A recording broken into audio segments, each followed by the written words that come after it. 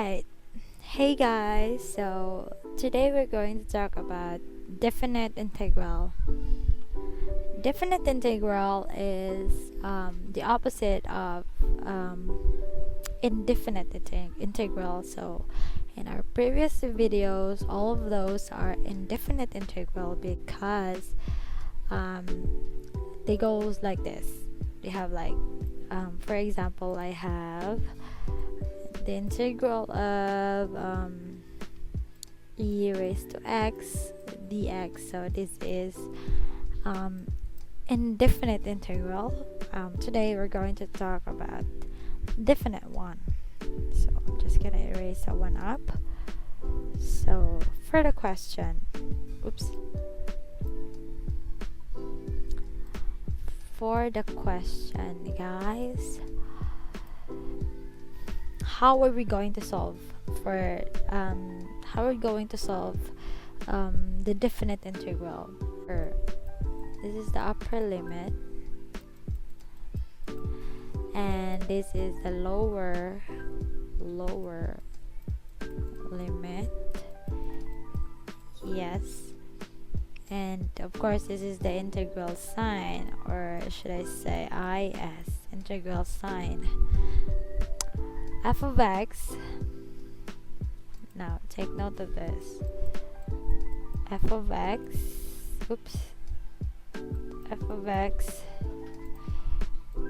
is the integrand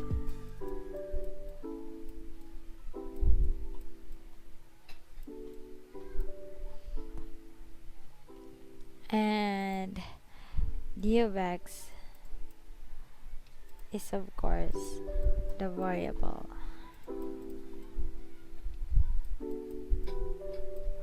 The variable of integration. Now have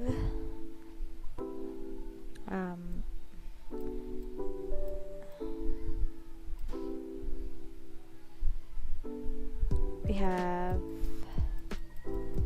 x dx is equal to f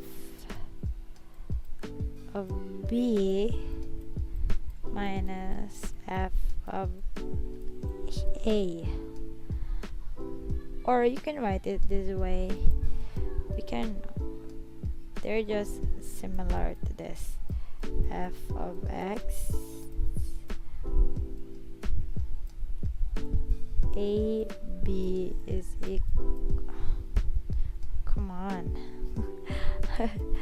is equal to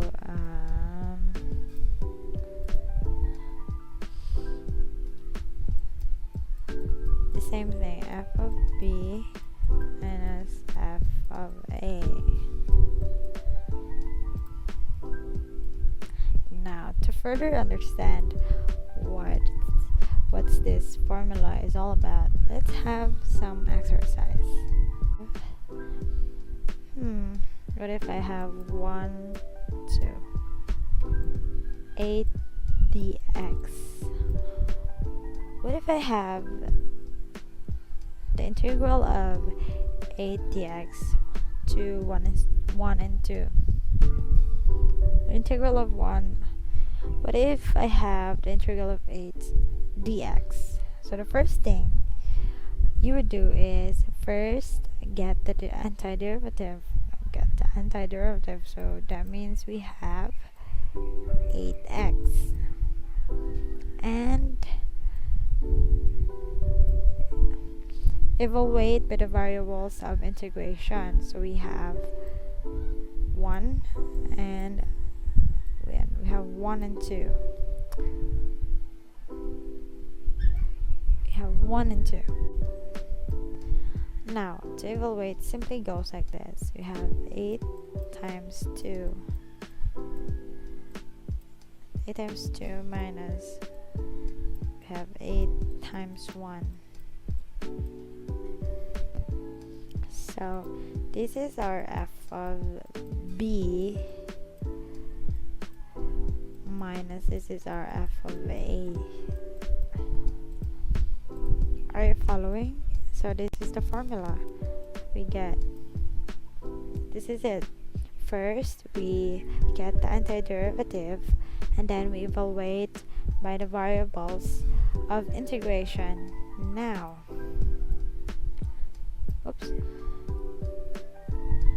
now let's evaluate.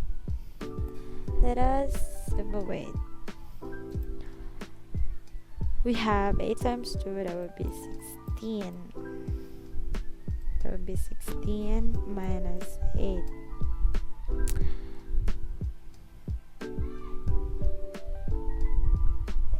So that would be 16 minus 8 would be 8.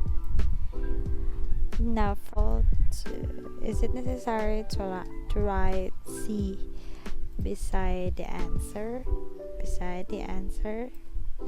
Well, C is not necessary. C is not necessary. Can be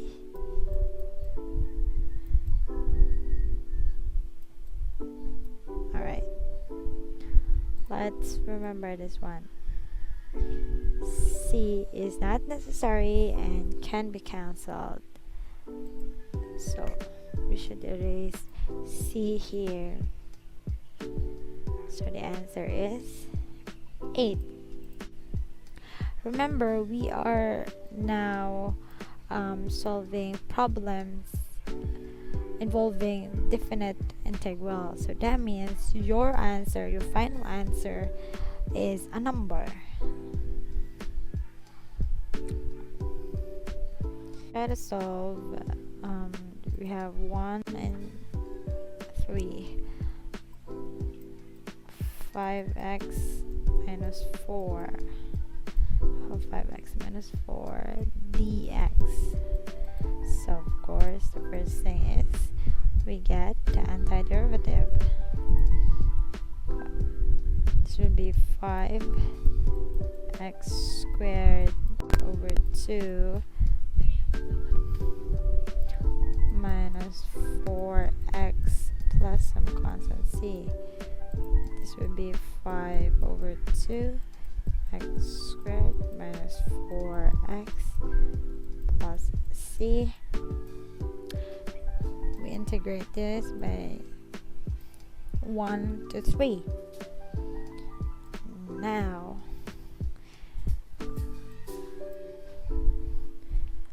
by integrating this one, we will come up with we have 5 over 2 times 3 squared minus 4. We have 4 times 3 minus 5 over 2 1 minus 4 1.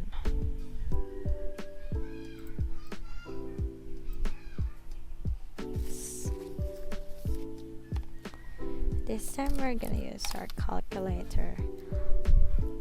3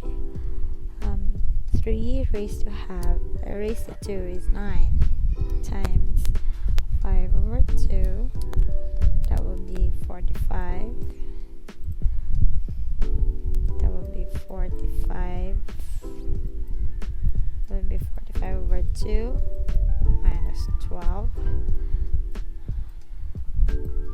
minus 5 over 2 minus 4. Now you can go ahead and solve this in your calculator, or if you don't have one, we can just solve this by getting the common denominator.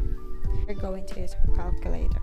Now 45 over 2 minus 12, that would be 21 over 2 minus, we have 5 over 2 minus 4, so that is negative 3 halves.